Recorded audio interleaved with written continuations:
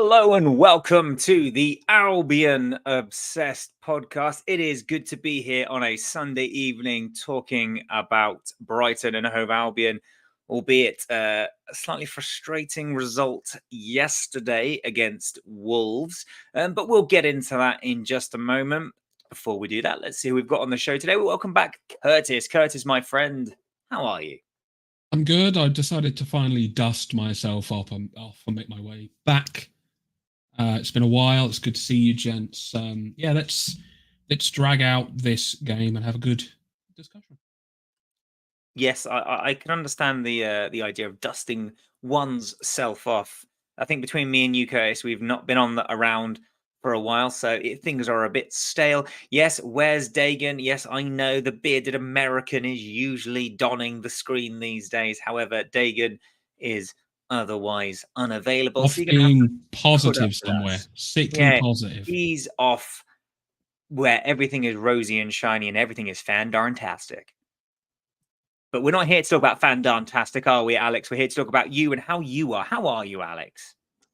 I'm very well, thank you. I think I've just about recovered from yesterday, and had a nice day today, so I've been chilling. But I'm looking forward to chatting to both of you chaps. It's like having people back from loan or long-term injury, right? You haven't seen them for a long time.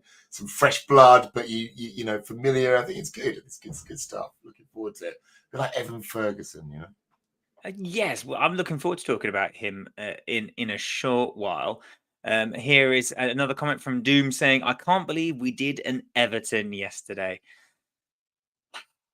Yeah, we'll get on to that. And of course, today is a live show, so as we are discussing things, please obviously drop the comments in. Let us know your thoughts. Curtis, let's start with a positive. I think before a ball was even kicked, we were all a bit worried that a certain Danny Welbeck, who has been in the form of his life, may not feature this weekend after sustaining an injury against Newcastle, trapped nerve in his back, which apparently meant that he couldn't walk. How happy were you to see him on the starting 11 sheet yesterday when the teams were announced? Oh yeah, like sort of relieved because he's been one of our major sources of goals as of late. And I was thinking, it's going to be quite hard for Pedro to get back into the team when eventually he comes back. That'll be a discussion later down the line. But yeah, obviously very, very pleased. I'm just glad that he wasn't, his injury wasn't too bad and didn't hold him back for long. But he's made of that special stuff. So glad to see him on the team sheet. Yeah, massively so. And Alex, one of the things that's really impressed me about Welbeck is also his partnership that he's developing with Jorginho Ruta, who's been, a real sort of revelation playing in that sort of in the pocket just behind where, Curtis, as Curtis rightfully says, João Pedro usually plays. Those two have got a really good partnership, which we saw on display yesterday. So fantastic to see them both in the starting lineup. Danny Welbeck, he's 34. He's very close to breaking the Brighton record for Premier League goals. He's close to breaking his own personal record of hitting double figures since being at Manchester United, I believe. He's had trouble with injuries in the past, so a real quick turnaround for Welbs to be back for the game. Yeah, and I think I think the news. I think they kind of that positive message of the after the match where he was on the plane. I think that was the thing that was kind of like, yeah, actually, there's a chance, but it was still touch and go. There's a bit of gamesmanship in there as well, right? There's a bit of we're not sure, and maybe he's going to be in, maybe he's not. But it was great to see him on the team sheet. Team sheets are coming out earlier as well, right? If everyone noticed that, like. I keep on getting them like before I've even got to the train station. I'm like, usually I'm in a queue desperately refreshing Twitter or whatever because there's no signal because there's 10,000 other people around me. But they're coming in early, which is quite nice. But yeah, it was a good team overall. But obviously, the upset was Dunkey, which was unfortunate, and still waiting to hear about him. But yeah, really good to see Welbeck back in the starting lineup, and obviously, it kind of paid off. Yeah, it certainly did. And of course, we'll talk about that in a bit. Curtis, as Alex just sort of touched on there, Dunkey named in the starting 11, but has to withdraw before kickoff due to apparently a calf injury, which I believe He's going for a scam for big blow, especially with the way the game ended. For what it's worth, I thought Eagle played pretty well, but you're always sort of left wondering, well, what if Dunk had been fit? But no, a big blow to see Dunky not on the team sheet, and Hinchelwood as well, who's really sort of stepped into that central defensive midfield role, done really well. Another name missing from the team sheet. So, Welbeck, big positive, but also a few sort of maybe mild disappointments in there as well. Yeah, I mean, considering how well people like Hinchelwood and Dunk have been playing, yeah, it was disappointing. But, I was excited for the prospect of seeing more Igor, who I thought looked really good at Newcastle when he played. So I wasn't particularly worried. But, obviously during the game, it was quite clear that I think we lacked that experienced voice at the back there. I mean, we all know what happened. So yeah, I think he will definitely be a miss, but those other players will have to step up. So yeah, it's certainly so. And I think we've just had a comment here from Doom saying about Yassin Ayari. I thought Ayari was fantastic yesterday. I think he really brings a lot of energy to the middle. The midfield partnership of him and Baleba is really, really fantastic. Yassin's movement on and off the ball was simply electric, and he, again, another fantastic performance against Newcastle from him. Igor, again, he came in, stepped into Dunk's spot, did really well. Van Hecker obviously back as well, which was a huge boost. So it was definitely good to see some faces back. Lamptey getting some minutes as well on the end. That was a bit of a surprise. But no, it was a strong team, even with those sort of missing players. And the first half, for the most part, Alex, was relatively comfortable. Wolves obviously threatened relatively early. They had a shot on the edge of the box by a player who I believe scored in the cup game, also from the edge of the box, blazed over.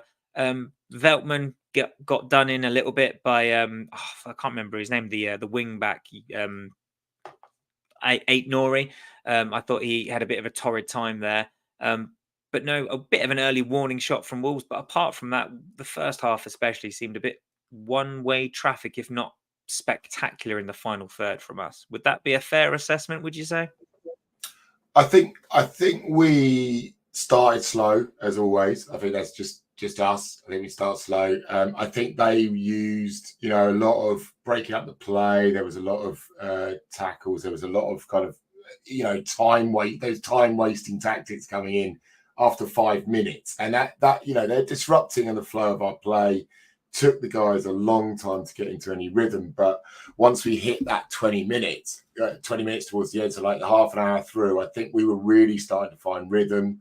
That's when Sarr decided to sit down for 5 minutes on the pitch and have a little rest. Not sure why. I don't think anyone was. I was like shouting about how can a goalkeeper have cramp after 26 minutes. That's utterly ridiculous. But that's what they came to do. They're there for the point at that point. Obviously, they wanted to come and get a point. They wanted something, and I don't blame them. They're desperate. 1 point out of 8 games at that point. So that's a point a lot there. But yeah, I thought, yeah, I agree. Towards the end of the first half, I thought we were dominant.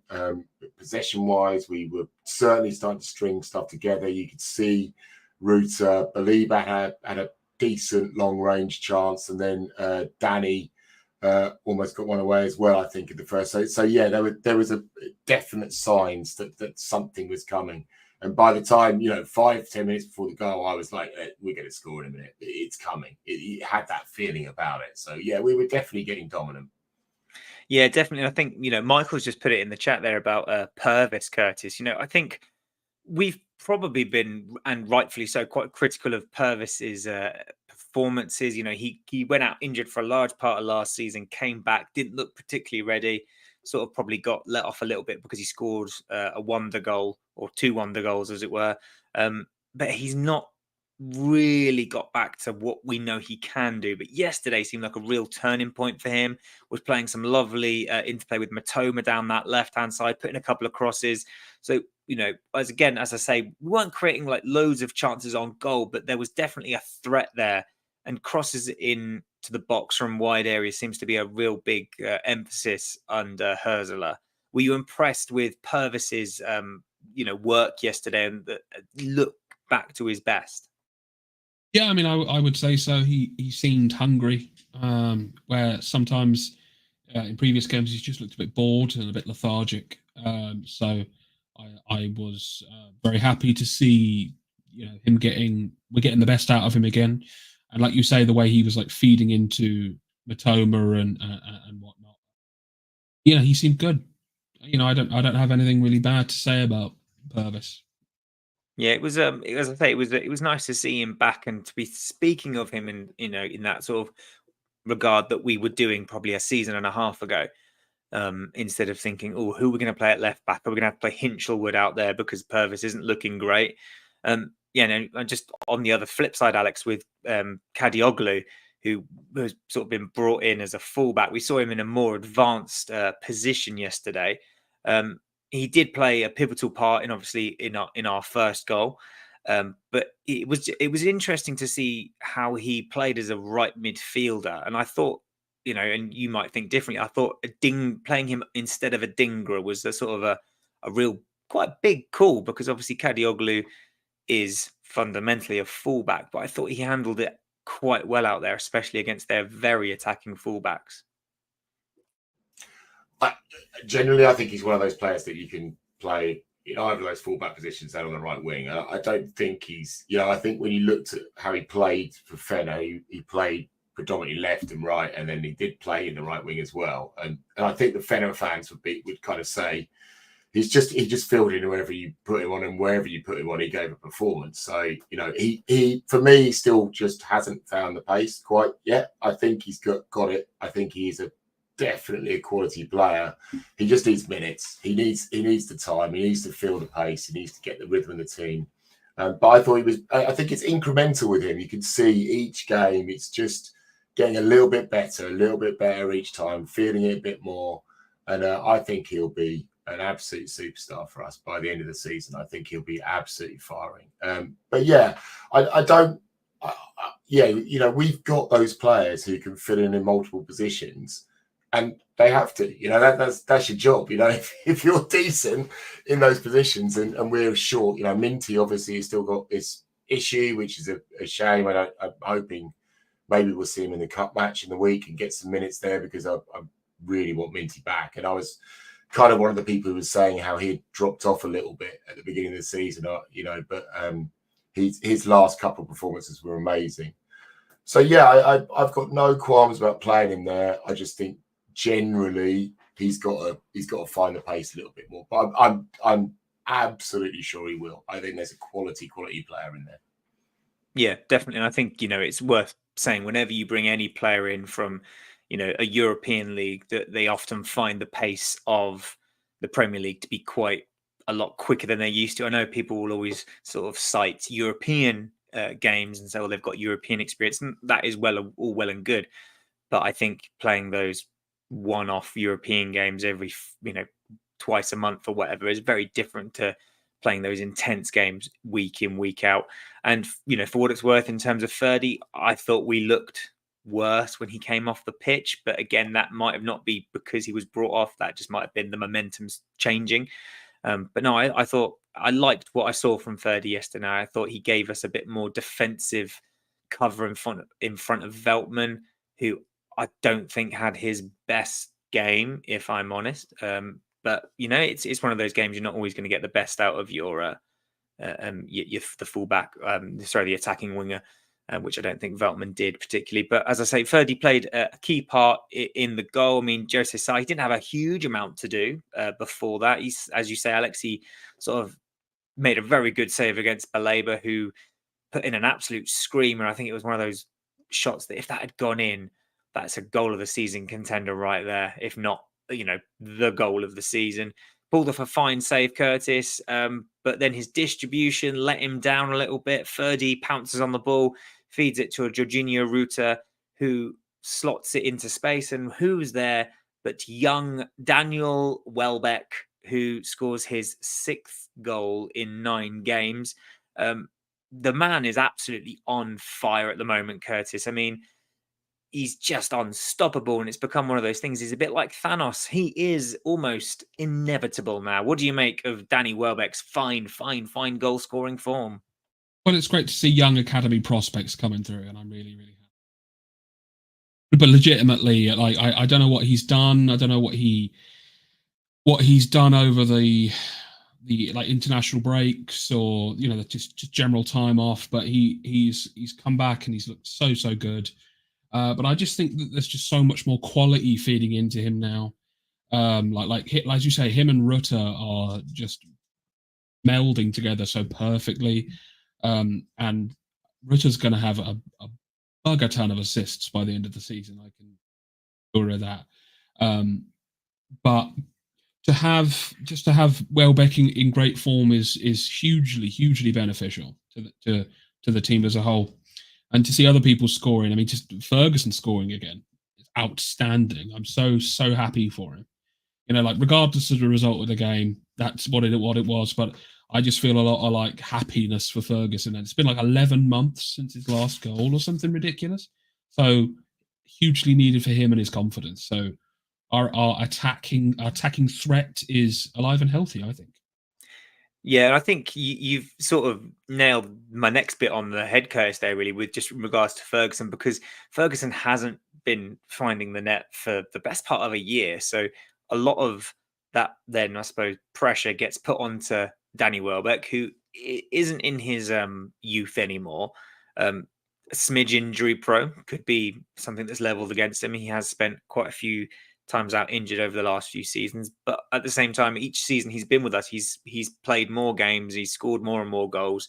And then Alex, some people are even calling for him to receive an England call up as maybe the third choice striker, just to add a bit of firepower, if you can believe. What do you make of those calls for Danny Welbeck being brought up to the England squad? Do you think they've got any merit? Do you think people are just sort of grasping at straws, or is it perhaps worth doing?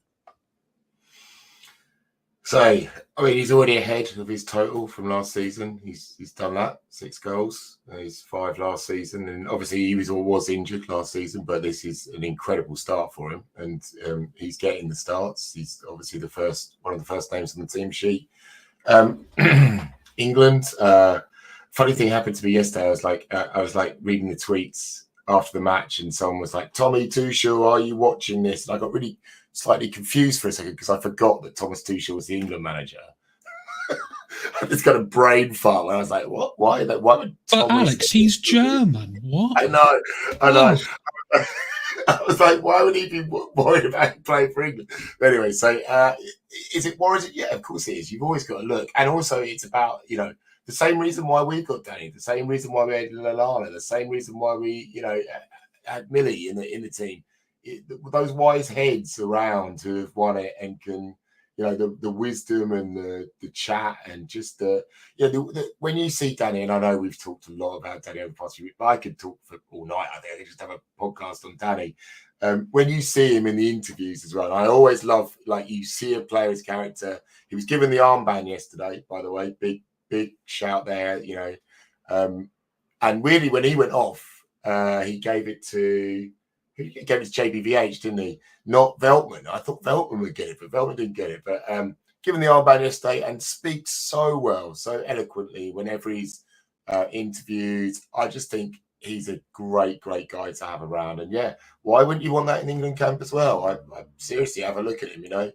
Why not? It's better than someone who's rigged loads of games and betting on himself, right? Ooh, shots fired. But no, yeah, he's in the form of his life, and Michael's just said in the comments he's getting better supply.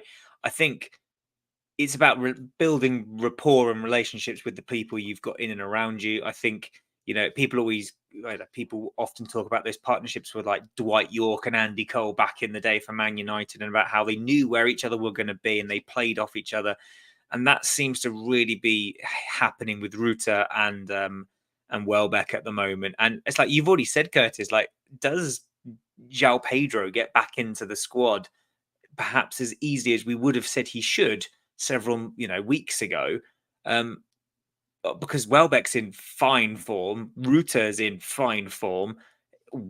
So João Pedro is going to have to bide his time, don't you think? I think Pedro coming back will definitely be something that's not rushed, and it shouldn't be, because he is a very integral player and can be very, very important for the rest of the season. We've seen his quality; he has just as much as Welbeck. But I feel like I mean, we just have to be really careful with a player like Pedro, because he's kind of prone to injury as well now. He's picked up a few knocks as of late, so we just have to be careful. But I'm fine with Welbeck being how he is, and if he keeps scoring, then he's kind of undroppable, isn't he? So. Yeah, I think that's probably a good way to put it. And as you say, Curtis, as you've already alluded to, with Ferguson finding the net for the first time in 11 months yesterday, that sort of also means that there's no major rush to get João Pedro back into the side. So we ended the first half pretty well. Obviously, going in at halftime 1-0 up, fantastic time to score. Wolves came out in the second half, Alex. They made 2 substitutions, I believe.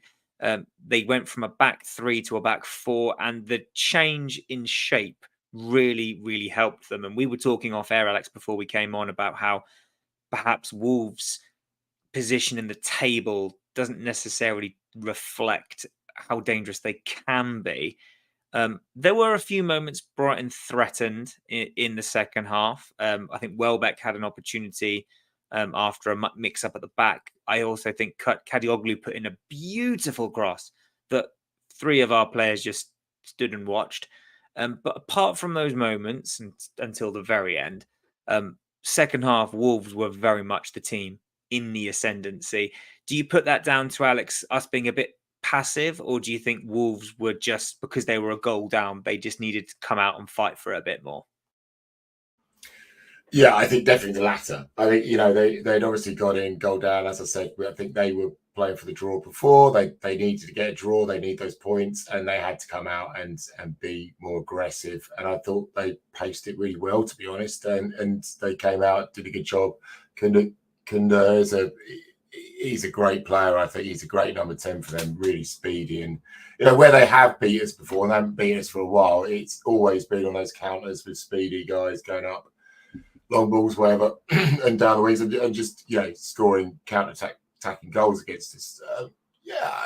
Again, I said to you off camera, they're much better than their table position currently has them at. And I think, as you said, the City game, for example, they could have come away with something from that, which is interesting. But I'd like to talk about City a little bit later as well. I think they'll be fine. I think they'll be absolutely fine. And they've got a nice little run of games coming up now as well. I think they've got a few more easier games. We all know there's no easy, that's the other thing, I think, with these games, and with the Ipswich game and the Forest game, where Forest are now, they're equal on points to us, and everyone was complaining we got a 2-2 draw with them. And, there are no easy games. It's not easy. We can't always get it right. And, yesterday was hopefully something we'll learn from. But yeah, I think they'll be fine. I think they're a good team. Yeah, I was talking to some Wolves supporters today at my under-9s game, and they were saying that they've got a nice little run. They did say that they were surprised they managed to pick up a point against us. But generally speaking, they see their sort of like the next 5 or 6 games as their sort of big points haul. So you're probably right, Alex and Michael in the chat as well, about, they're better than their position suggests. And they certainly adapted well into the second half, forced Verbrugge into a couple of decent saves. We did make some changes, and some people have mentioned it in the comments that the changes sort of changed the game, and not necessarily for the better. It was Phil, too many substitutions in the second half, unbalancing the team. What do you think about that, Curtis? Did the subs unbalance the team? Did we lose our momentum? How do you sort of see those subs? Were they the right ones at the right time? Hard to say. It really, really is hard to say. But I mean, I think Tarek paid off. I thought he looked really good. Lots of pace. He obviously assisted for the Ferguson goal. So that was good. It's great to see Actually, really, really good to see Tarek out there again. I was worried about him getting game time, but I think he'll probably play in the cup, hopefully.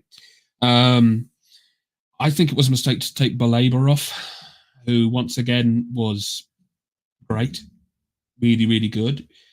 But I understand that changes have to be made sometimes, and a play like Wieffer, for instance, won't be able to acclimatise to the league unless he gets minutes and stuff, and he's not had a huge amount because, again, he's had some injuries and some knocks and things.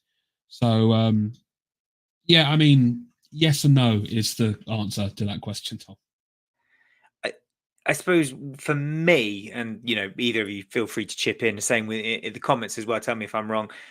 I understand that Welbeck couldn't play maybe the entire game, especially after the injury he sustained. But we looked so much worse when Ferguson came on. Ferguson, he just dropped way too deep, and when you're under the cosh a little bit, it's very easy to sort of sit back, but you're just inviting pressure. What you need your striker to do, especially someone like Ferguson, who's big and who is supposed to be big and strong, you want him to give you the vertical, I suppose. You want to spread the play, but you also want that vertical man up the top so you can get the player to hold the ball up and then bring others into play around him. But Ferguson just didn't do that yesterday. Welbeck does that really well, and Ferguson can do that really well.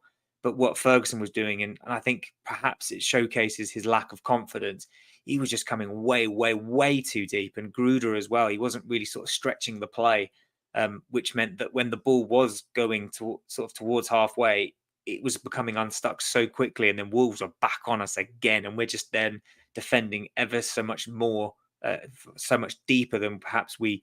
I think it's the profile though. Like Ferguson and Welbeck are completely like very different types of striker. Yeah, they are. But with Evan, he's big, he's strong, he should be able to play that hold-up role really well. I very much agree. He can do, because we saw it under De Zerbi.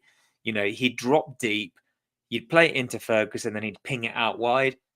But the ball just, for whatever reason, again, I'm going to perhaps put it down to a lack of confidence on Evan's part. And it was not working for me. I think Belaber coming off, as you said, Kurtis, was tough. He just puts in so much. He covers so much ground. He puts in those tackles. I think he was misplacing a few passes before he did come off. I think he looked tired. I've jokingly said in the past in our group chat about is it time for Belaber's gamely cramp stretch yet? Because every game he just runs so much that he does look tired towards the end. So I understand bringing Wieffer on or Belaber off. I don't want to pile on with Wieffer, and I will talk about him in a bit. I would have probably brought Moder on personally, but maybe that's hindsight considering what happened in the end. But no, I thought we sat too deep with Ferguson and Gruder on. But that isn't to say that I'm not absolutely overjoyed with the fact that Ferguson scored. It was a really good turnover in play. Lamptey latches onto the ball, feeds it into Kurtis and Alex, who performs a beautiful little turn, shoots, scores, and it was a lovely goal. And I don't want to take how good that goal was away from Evan. What did you make, and how happy were you to see Evan's name on the score sheet for the first time in the best part of a year? 11 months in it. Absolutely overjoyed. And I get what you're saying, and I think that there is a confidence thing there with the play and holding it up. And Welbeck's just really bloody good at it as well. That's the other thing, is that, that's just what he's the master at, is that holding up, getting in the positions. And Ferguson needs to get his head back in it. I'm really hoping this goal kicks off that renaissance, or at least helps to start and get some of that confidence back. But, who would have had Lamptey and Ferguson linking up for our second goal against Wolves on their sheet yesterday? I know I didn't have it. I mean, I wouldn't have betted on that, right? I feel really sorry for Stuart, who's part of the Albion obsessed team. He had a bet for Brighton winning 2-0 with Evan Ferguson scoring the second, and I was so happy for him. And then obviously it all went to pot.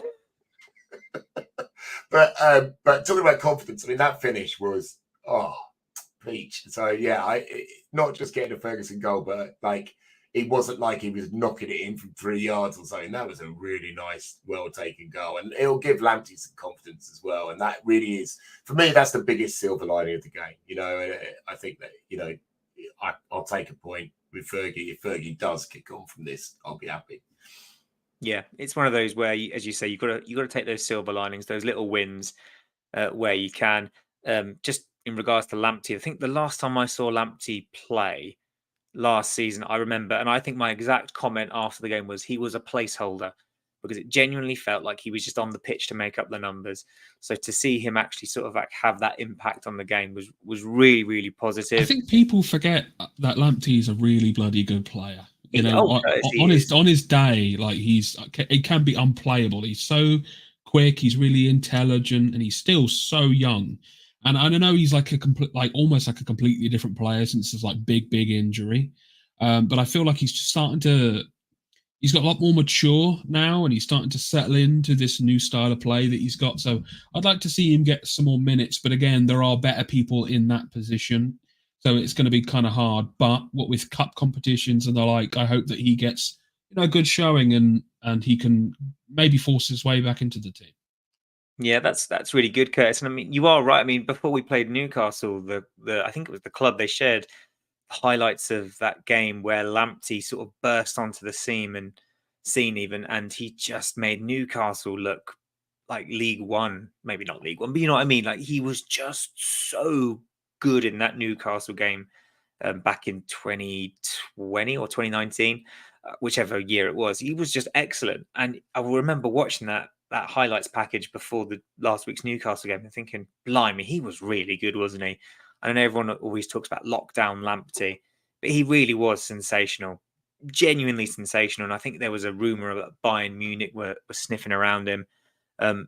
If he can get even remotely close to that sort of the player that he was, you know, that is really quite something. And as you say, Curtis, hopefully with the cup game on Wednesday, you know, hopefully he will get a chance to showcase what he can do. I just hope that it isn't what we've seen pretty much on repeat for the last few seasons of he'll play a game, then he won't be seen for 2 months because he's got hamstrings made of cheese.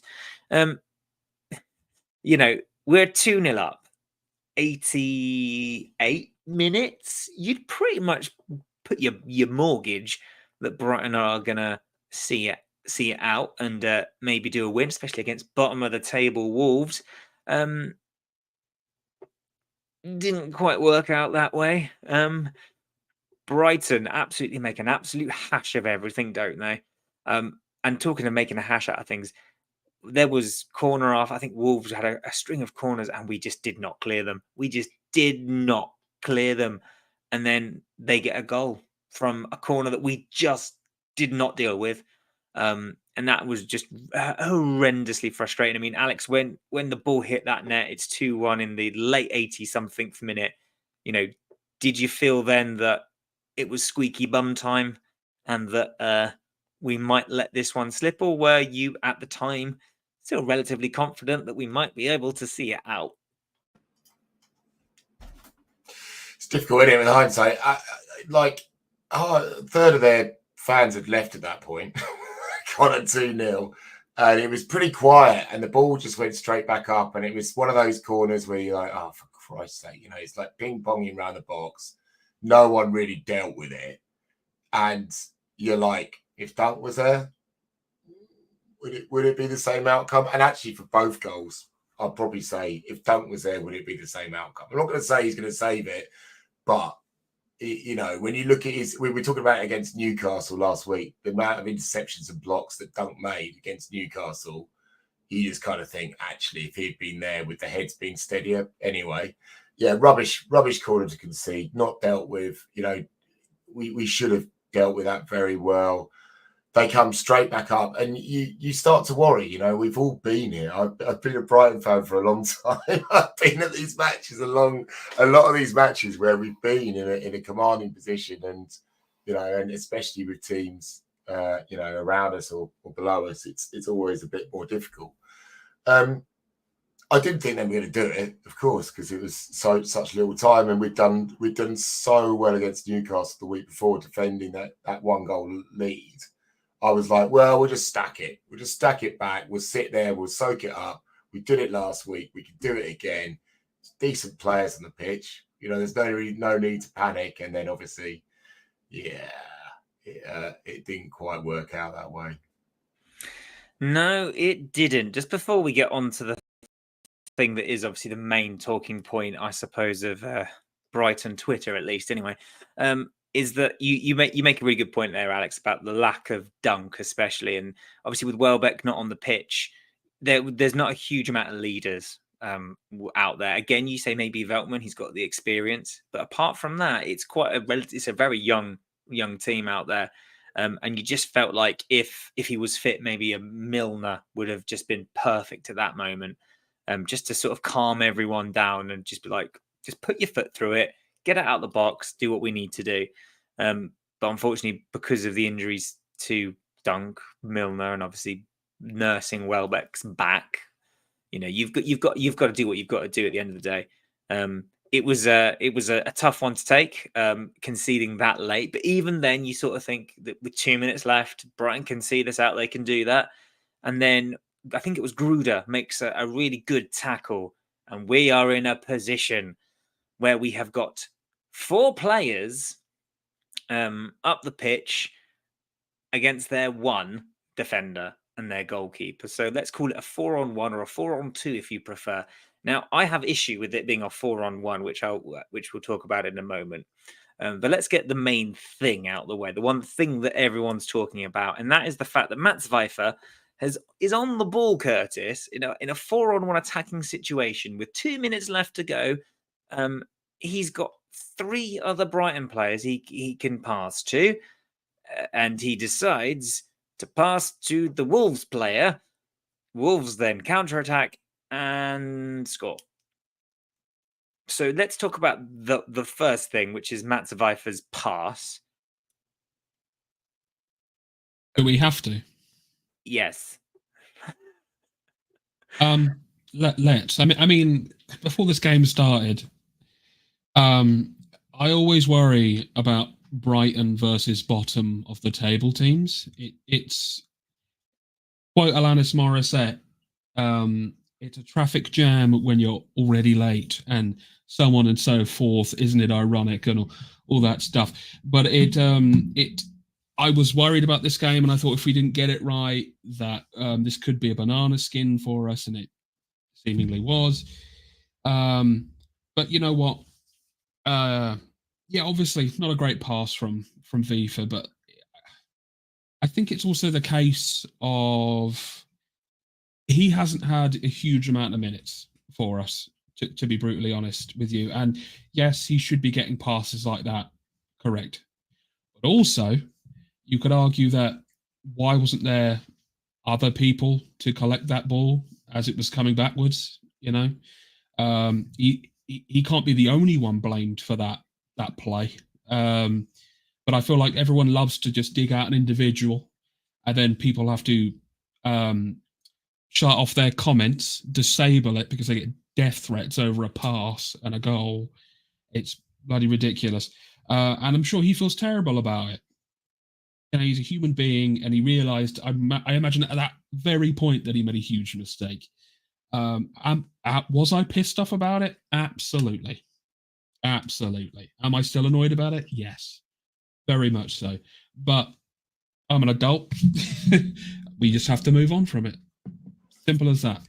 Yeah, we do. And you're right, Michael. I would not be very happy if one of my under-9s made that pass. And I think, Curtis, you are spot on in what you've said about Mats. He hasn't had a huge amount of minutes.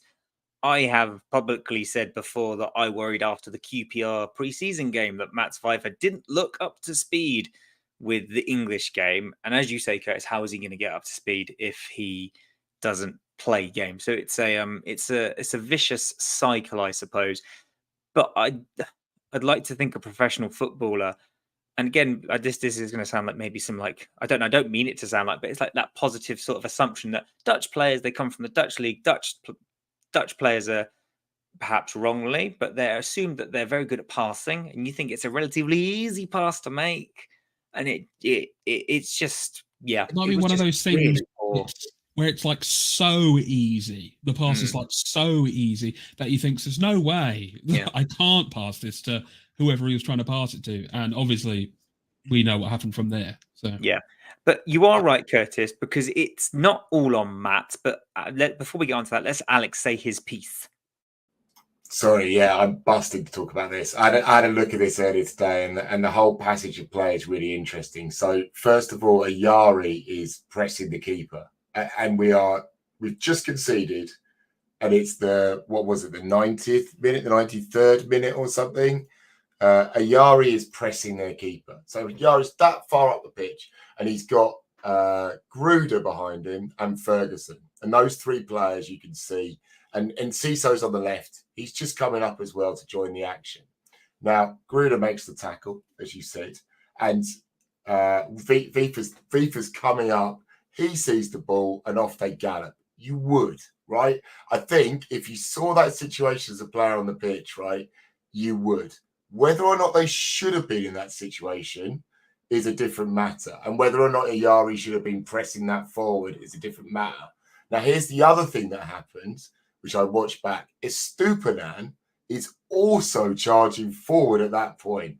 And as Stupinan makes his way to the middle of the pitch. Now, when Wieffer makes his very, very bad pass, I'm not making excuses about Wieffer's pass here, you've currently got like 5 players up. 5 Brighton players up, like in their half, against 2 Wolves defenders and a goalkeeper. And any other day, 99% of the time, that's a goal, right? And I think we all have to kind of think about that for a moment as well. Yeah, it was an awful, awful pass. Wieffer's not up to speed. I completely agree with what Tom's saying. However, there are other players at fault here. Now, when Doyle made the tackle and played a beautiful ball, by the way, that the presence of mind to think, actually, oh, fuck, he's fuck. I mean, like, if that had happened to me, I would not have the presence of mind to go, oh, my God, here's a gift. And beautiful ball, off it goes, and off they go, obviously. We had 4 defenders back still at that point. We did have a back 4. We had Lamptey, Veltman, Igor, and JPVH. Capable players. Igor backed off and off and off and off. And a Stupinan who, as soon as he sees that ball goes over his head, goes, uh-oh, and kind of does this comedy double take, 180 spins and runs the rest of the way down the pitch to try and catch and just gets to Kuna as he takes his shot.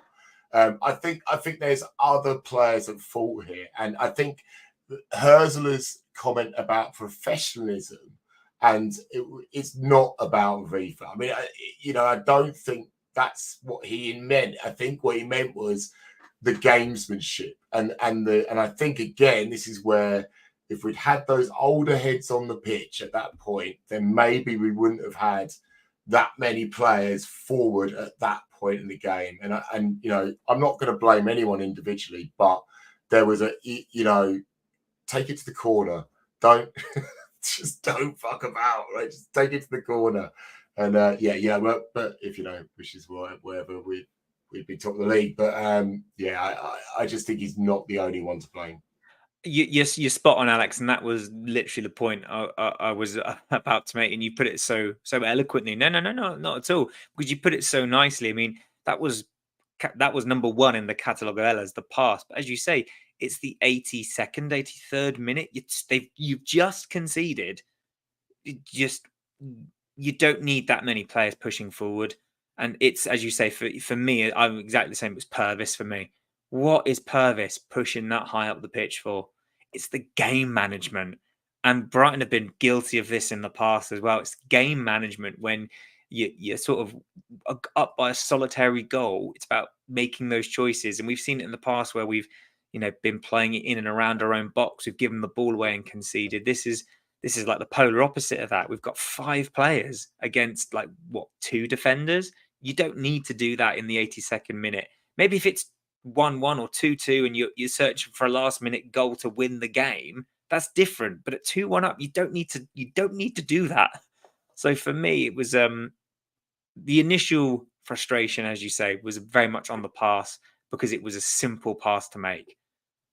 In theory, but then you when you calm down, you sort of look at it and you think, well, why were that many players up the pitch in a situation like that, given the context of the game? And then as you say, Alex, when it was just too easy for them. It was just way too easy. We didn't close it down. We gave them all that time and space. And the shot, unfortunately, deflected off Van Hecker, I believe, which obviously then wrong foots for Brugge. So it was a catalogue of errors. And I know it's very easy to point the finger at Wieffer and say, you should have done better, which he should have done. But there's a lot of other factors at play that ultimately mean that Brighton don't come away with 3 points and sit third in the table. But as Herzler said after the game, these are the things you learn from. I often say I say to my kids, you learn more about the games you lose or you draw than the ones you win. So hopefully, this is an opportunity to learn from that, and Herzler will hopefully learn from substitutions, maybe putting different players on, or closing the game out in different ways. I don't know. It's a learning process, isn't it? So my initial reaction was anger. I was very cross, especially living in and around the Black Country, surrounded by a lot of Wolves fans, because I've gone from going, haha, bragging rights to me, to, oh no, I'm not going to hear the end of this. So yeah, I think perspective is needed. And I do agree with what you said, Michael, in the comments. Show faith, start Wieffer on Wednesday. I agree, because that is the best thing that I think you could do as a coach. Put him on the starting 11, say, right, go on, off you go. What a show, what a show of faith that would be in the lad as well. So yeah, it was a really disappointing way to end a game, which for all intents and purposes seemed to be pretty much done and dusted when Ferguson scored. But no, we settle for a point, Curtis, in what will undoubtedly be a frustrating moment for us as fans, but also the players. But as we say, we live and we learn. And I thought the post-match comments from Herzler were really positive and honest. I think we've had managers in the past that are quite prone to sound bites. It is what it is. The lads played a hard game. These are a tough team. But no, I thought Herzler's comments were excellent. What did you make of the post-match reaction from the gaffer? I mean, I completely agree with everything that he said. Like you said, he just comes across really professional. He seems like he really cares about this group of players, and he talks to them, because you see him in the dressing room. He talks to them like they're his family. He promotes this family attitude, and it came across with his post match comments. But I want to just take a step back and just say quickly that as much as yesterday seemed to be very, very annoying, it's not a loss. We got a seemingly a very good point out of it in the end. Where we obviously could have won it, but it's still a good point against, as you say, a team that's underperforming but are very good. And we are sitting pretty high up in the table still, so there's positives. There are positives to take out of this. But I know obviously there was a lot of questions before the game about how we might look good against a Newcastle and a United and stuff, but it's about playing these sorts of teams moving forward, like your Wolves and your Nottinghams and your Ipswiches and things like that, and seeing if we can put those games to bed. And obviously, I think some naivete from the players and maybe a little bit from the manager at times during that game showed. Yeah, I think that's fair, and I think when you look at the bench, and I think people, and we've even done it ourselves about the substitutions and how the game changes. But at the end of the day, as we will never know what could have been if different things had happened. So you just have to sort of play the hand you dealt, really. And Herzler is doing a really fantastic job, considering it's his first full season. I don't know if you guys know this, but he's the youngest permanent head coach in was it 13 or 31? Was it which one of those? How old is he again? 13. No, yeah, 31. I think 31. There was this thing about apparently he's younger than Danny Welbeck, and that's pretty young. It's pretty young. Pretty young. But yeah, it's a learning curve, isn't it? And he's adapted, hasn't he? I mean, against Chelsea, we were saying that the high line was ludicrous, and it was ludicrous. And look how he's adapted since. He's adapted really well into different games, into different scenarios. And you know, he deserves credit for that. You know, a lot of credit for that. I was raging after the Chelsea game. I don't want to harp back to it, but I was absolutely raging after that game about his naivety and just it was like kamikaze football. And now, you know, we're talking about, you know, coming away from Newcastle and Wolves and, you know, 4 points. Would we have been happy with that beforehand? Yeah, probably. So I suppose it's relative, isn't it? But it's like Phil's just said in the comments, we'll probably go on to beat City now. That's exactly what I was about to say, and like, you know, that's exactly what we're like. We'll probably go and get something at Anfield, right? And we've done that before. Anfield's actually all right ground for us. I know we've been spanked there as well, but we've had some results there. And you know, I think 6th in the table, 9 matches in, 16 points. We're 2 points off third. You know, Arsenal are only 2 points ahead of us. Villa are only 2 points ahead of us. Chelsea are a point ahead of us. We'll talk about that. But you know, there's definitely reasons to be cheerful. 9 points into the season, got 2 tough matches. I think we've all kind of said they're free hits. You know, if we get anything out of these 2, I'll be very, very happy. I'd like us to win the cup match. I think if we came away with 0 points and a cup win, I'd be really happy. I'll be very, very happy indeed before the next international break, right? I think we've got another break after that. But yeah, it's going to be interesting. Really interesting to see how Hurstler plays these next 3 matches, actually. Yeah, it is going to be very interesting. Michael, Chelsea was Carlton Cole, nothing else. I disagree. Playing your defenders on the halfway line, that's not Carlton Cole. We're going back a bit there, aren't we? Whole palm, mate. Yeah. I think I mean, I could be wrong, and I'm probably going to get, you know, this is going to come back and bite me on the arse. Full screen, Tom. Full screen. I don't think City and Liverpool are as scary this season. Dagan said it really well in our group chat. No single team is god awful, and no single team is like running away with the league. I think, you know, Liverpool lost to Nottingham Forest, who we comfortably would draw. You know, we could have beaten if circumstances had gone slightly differently, if we didn't give away a stupid penalty. You know, City only just beat Wolves, who we were looking comfortable against for a large proportion of games. So it's not. I know that, you know, it's all very different, but for me, I do think that no team. I'm not scared of them as perhaps I would have been a couple of seasons ago. Oh, little old Brighton going up to the Etihad and Anfield. Oh no! But now I'm thinking, why not? Why not? I remember when going to Manchester United was a scary prospect. And I just look forward to it because I'm like, this is going to be very funny. And it was. I'm not so much scared of City. I'm more scared of Haaland. Because even yesterday against Southampton, right, where Guardiola weirdly came out and said Southampton are one of the best teams in the league. And I'm like, really? Well, okay, that's lovely of you to say, but yeah, strange. But yeah, you know, it's Haaland, isn't it? That's all he needs is that chance and you're done. But we all know JPVH can pocket Haaland. We do. Haaland is a football robot. He knows. He doesn't know love. He knows football. That's all he knows. Agreed. I mean, that's the thing. They only just beat Southampton yesterday, who are. It's just, yeah. They only just beat the team that are probably one of the worst teams in the league, one of the best teams in the league. Pep, but he used to say it against Brighton, didn't he? When we had Graham Potter, he was always like, "Oh yeah, they're one of the best teams in the league," and we'd be like 17th. And he would say that about De Zerbi. He was like, De Zerbi will manage Man City one day. Just just watch this. And it's like, yeah, okay. Yeah. I mean, I don't doubt that Pep Guardiola likes Russell Martin's tactics, and I bet he likes them, especially considering his team won.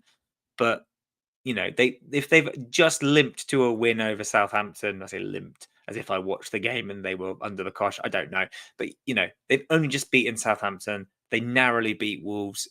There is reason to believe that we could possibly get a cheeky win. And at Anfield's been a happy hunting ground relatively recently. We've done quite well at our last few trips to Anfield. So why not think that we can get something out of the league game there? So there are reasons to be cheerful, I would say. But before we go to those league games, as you say, Alex, we've got a cup game. Kurtis, we've talked about maybe Mats Wieffer getting a start to show faith in him. I assume we'll see Jason Steele. Would you play people like Tariq Lamptey and Evan Ferguson? Any other names from maybe the fringe players that you'd want to see there to give them some minutes? Yeah, so I'd like to see Gruder get a start or something like that. That'd be good. Yeah, I mean, I would like to see a bit of a different squad, start maybe that first half, because a lot of these fringe players need minutes. I think it'd be hugely beneficial for them to get that, so they can be useful in the league, obviously. But particularly, it would be people like Gruder and Lamptey and definitely Wieffer. I think that Wieffer, this isn't his story, just this bad misplaced pass. This isn't how it's going to be for the rest of the season. So, people like that, some fringe people indeed. Yeah, I think Gruder especially. I'd really quite like to see what he's about. Maybe seeing a Dingra back would be quite tasty. Anyone else, Alex, that you sort of think you'd like to see them get a couple of minutes? Yeah, giving Ciso a start. I think change the front four completely. Actually, a Dingra, a Ciso, and then Minty's coming back. Then maybe give him some minutes, and then Ferguson up front. I think as well. I'd like to see Wieffer definitely get a start. I think Belieber needs a rest. I think Matoma needs a rest. The back line is the difficult thing. Depends who's back from injury, who's not. And we might be forced into, because I think Webster's not going to be back. So I think we could be forced into playing probably the same centre-back pairing as last time. Hinchelwood, is he going to be fit? I'd quite like him to be fit if possible, because he's so useful. Ferdy might have to play somewhere. But yeah, and then obviously, have them on the bench ready to go if we start getting spanked. But yeah, I think we should switch it out, really. I don't think Liverpool are going to play. Liverpool's fixtures, we said last week, it's a horrendous run for them. And that doesn't mean, they've got a 4-point cushion of Arsenal. So they've got a little bit of wiggle room in the league. It's just, it's how serious they want to take that cup, whether they, with a big run of Champions League games and Premier League games coming up, how seriously they want to take it. Don't know. Yeah, definitely. I can't remember who it was. Apologies. Who said in the comments about Moda perhaps being gone in January?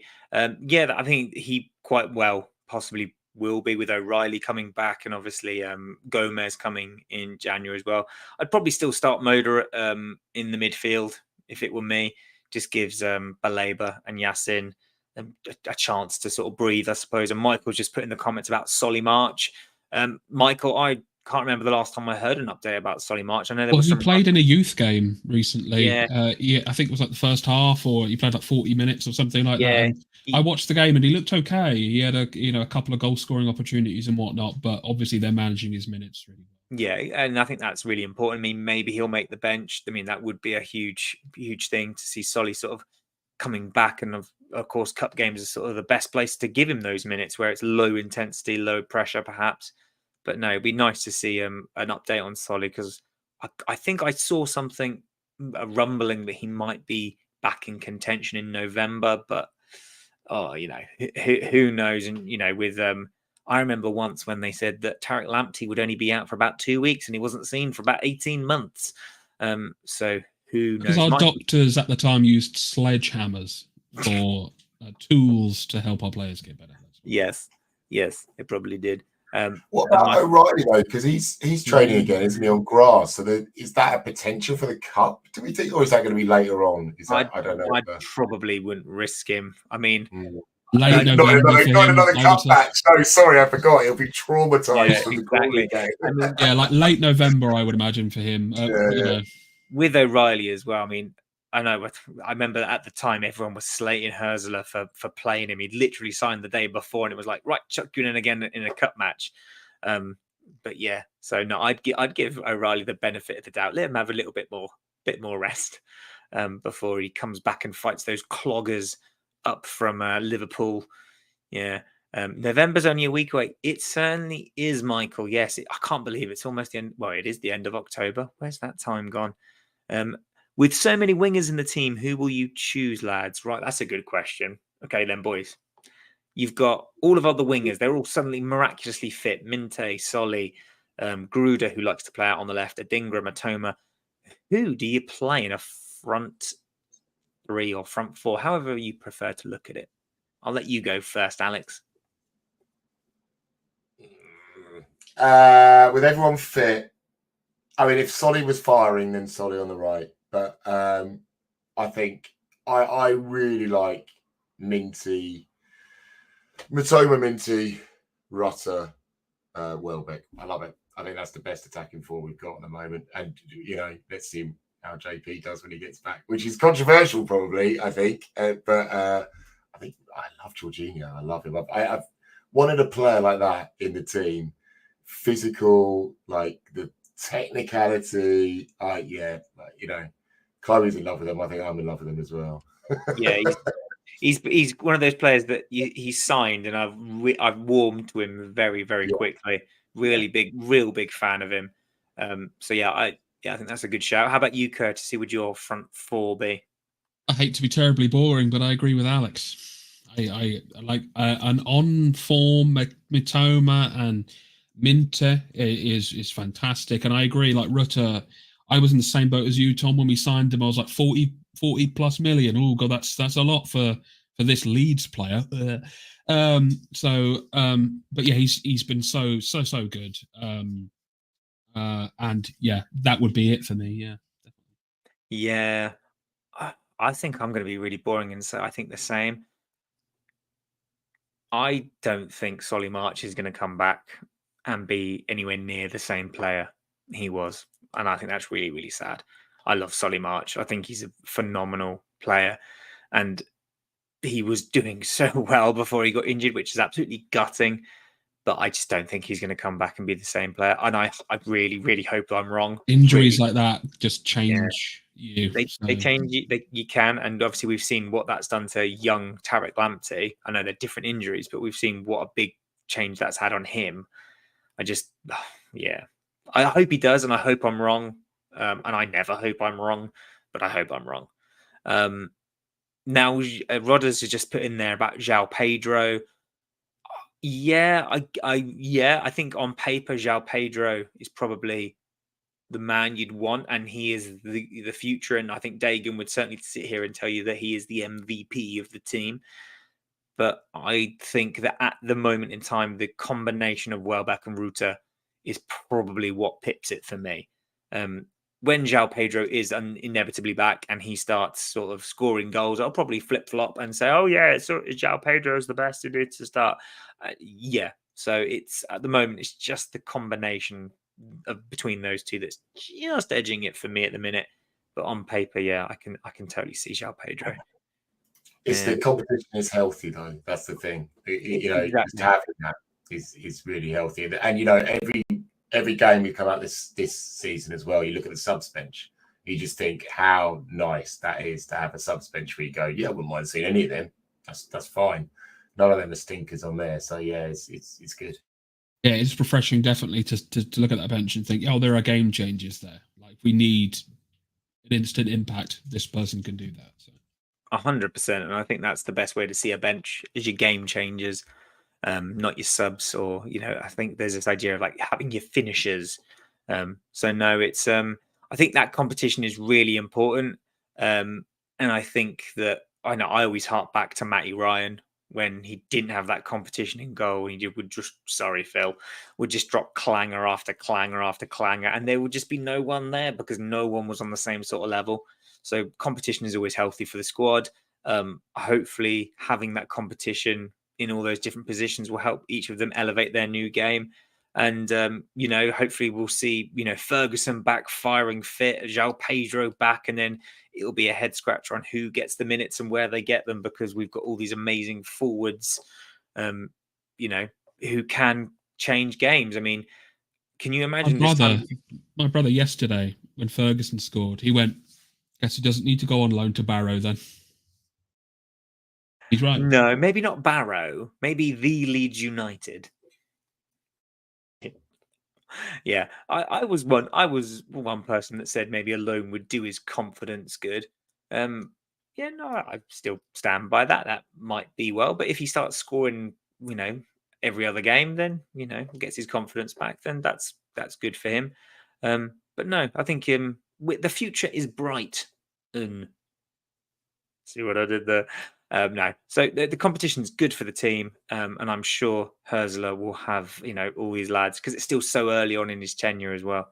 Of course, one player that we haven't really talked about in that little competition there, which is mad considering what he was doing 18 months ago, is Enciso. Mr. Julio Enciso scoring worldies against Chelsea and Man City. Didn't feature in any one of those, did he? But then again, neither did. I said play him in the cup match, but he's just not it at the moment, is he? He's just not it. Sorry. He just seems like half the player he was, and I don't know if it's an attitude thing or whatever, but he doesn't seem into it at the moment, and I don't know what's up.